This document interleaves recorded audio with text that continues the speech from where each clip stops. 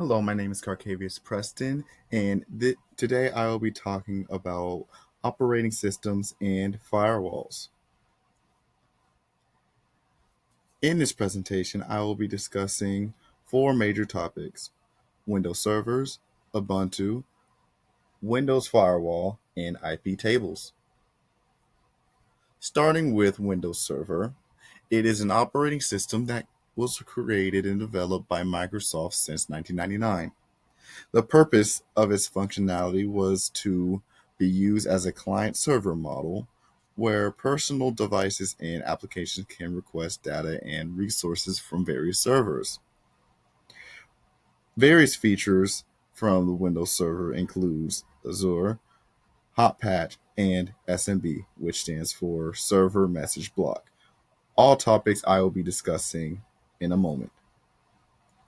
The Windows Server was manufactured to be used on server hardware, which means it can store components such as the motherboard, hard disk drive, and power supply.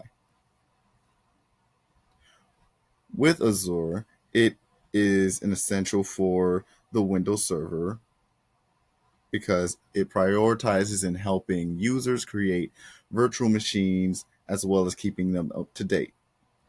With RDC, which stands for Remote Desktop Connection, Azure can also allow single-user desktops and servers to operate by supporting per session and per program remote desktop IP virtualization.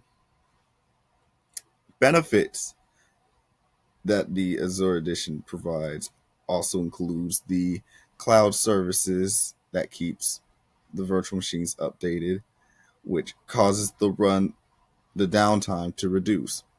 By using Azure to operate personal servers, the performance works more efficiently than other additions in the Windows Server. The two capabilities of Azure includes Hotpatch and SMB.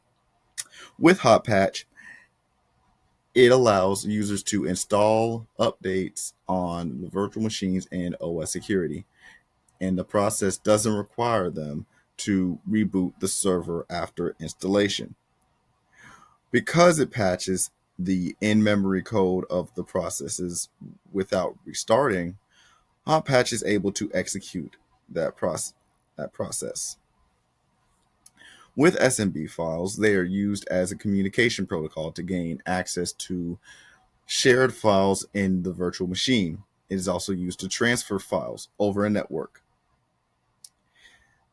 In addition, they can be used as a backup database and storage.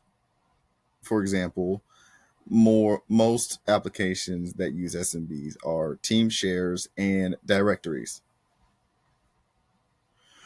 Recommendations for Windows servers include secure core server, firmware protection, and a secure DNS. With a secured core server, these certain servers were created to build a hardware for the Windows server and protect it from any attacks or unverified code. With firmware protection, the it can verify the boot process by using the dynamic root of trust for measurement technology.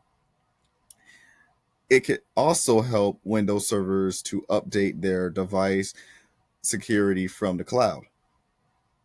With Secure DNS, it supports DOH, which benefits Windows servers by querying between Windows servers client and a secure HTTPS connection. It also causes the Windows server to be protected from any unwanted third party. Now, switching over to Ubuntu, the server was developed to provide a technical and economic scalability to the public and private cloud. It also The performance and overall versatility can be beneficial for large companies such as Amazon, Google, Dell, and NASA. And it can also be used for not only the cloud, but other servers such as the email database, file and print, and the websites. And because Ubuntu is a Linux operating system, the main kernels I would like to discuss is the 6.8 and the 6.9. The 6.8, it contains many features such as the LAM, which stands for linear addressing masking, and memory that supports KVM. 6.8 also has features that provide low latency to the server. That specific one eventually had to shut down, and users moved to using Linux kernel 6.9. With 6.9, it provides updated drivers to the Ubuntu server to support the hardware that the server currently runs on. Nowadays, um, users stop using 6.9 and instead use Linux 6.6 LTS and Linux 6.1 LTS.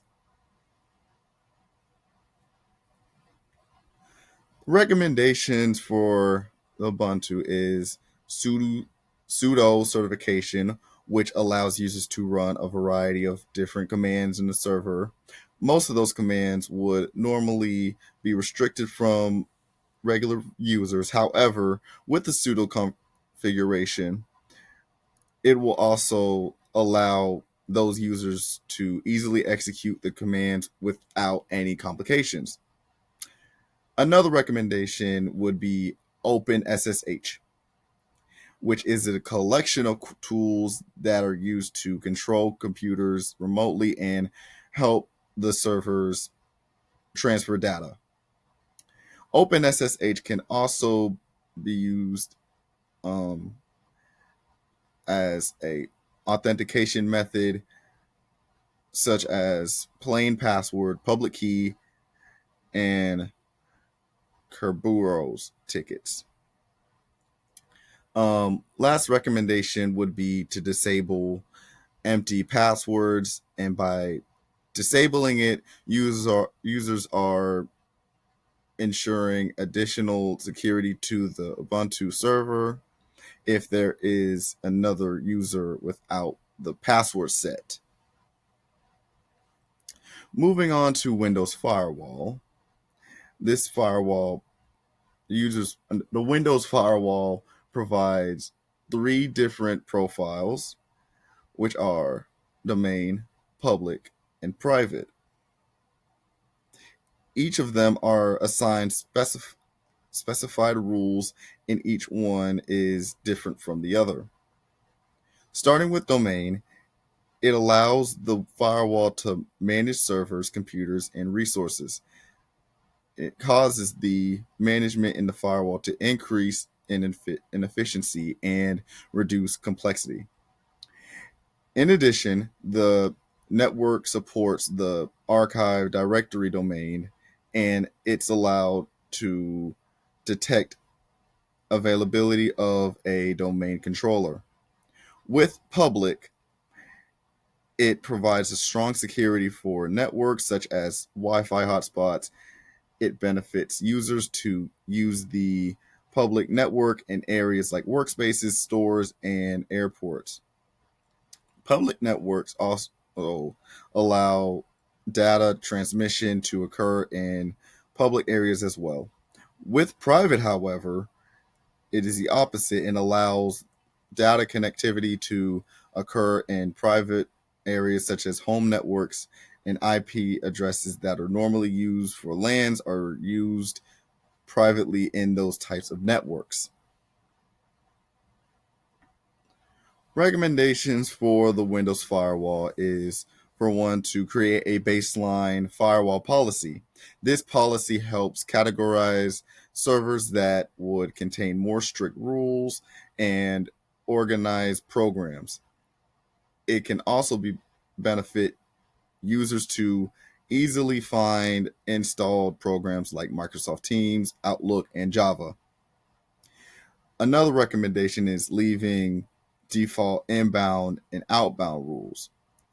By doing so, it can block any unwanted inbound rules as well as allow computers to initiate outbound connections.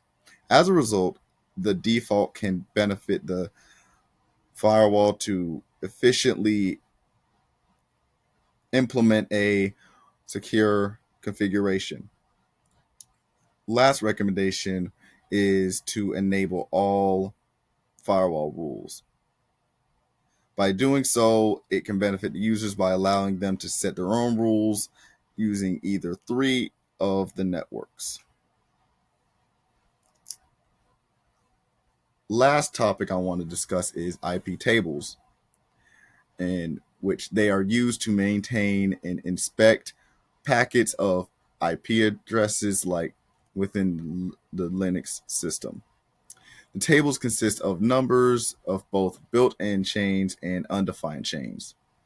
IP tables can contain various features such as filtering, root protection, and the two I'd like to discuss more is the DNAT and SNAT.